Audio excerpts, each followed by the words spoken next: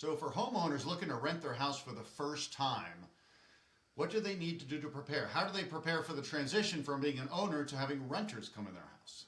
Who better to answer that is Janine. Janine from Circle Property Management. Welcome. Hi, Rob. All right. So, what do owners need to know to prepare for that transition to renters? So there's a lot of things that owners need to consider. A few off the top of my head are that I get asked about are utilities. What do I do about utilities?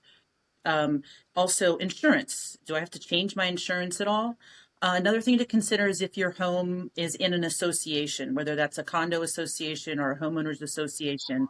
What are those considerations there? So I'll start Mm-hmm. off with utilities.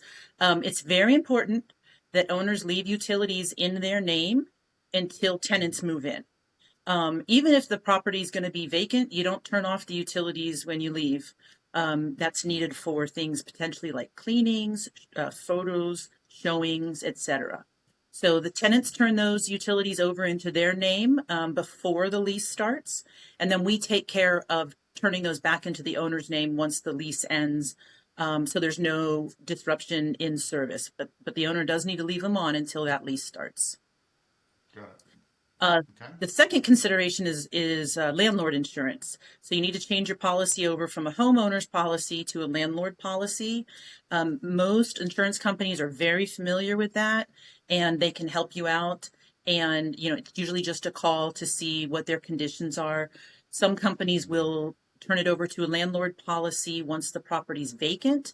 Some will wait until there's an actual lease, and they still cover the homeowner in the in between. Um, Got it. yeah. So for the landlord, Yeah, you need insurance. oh, you need That's insurance, important. right? Even if the property's vacant. The right insurance. Yeah, yeah, And of course, for us, we also have a minimum liability requirement on that insurance to make sure, if anything were to happen at the property, that all parties are covered. Um, yeah. Got it. and lastly, that I want to talk about right now is the associations. We ask owners to contact their association. This is if they're going to be working with us. Let them know that we're going to be leasing out and managing the property, and open those lines of communication.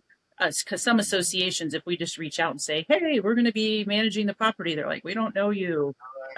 Oh, So we request that the owners contact them ahead of time, let them know, and then that way we can make sure our listing is accurate. We have any additional fees covered, anything like that that's necessary. So off the top got of it. my head, those are just a few things. There's many more, but I know those are things I get asked frequently by owners. Great. Very insightful. Obviously, people doing it for the first time, you don't want to make mistakes. Right. So those three, recommendations are very insightful. So homeowners renting for the first time, you got some good knowledge today. Thanks a lot. Appreciate your time. Okay. Bye, Rob.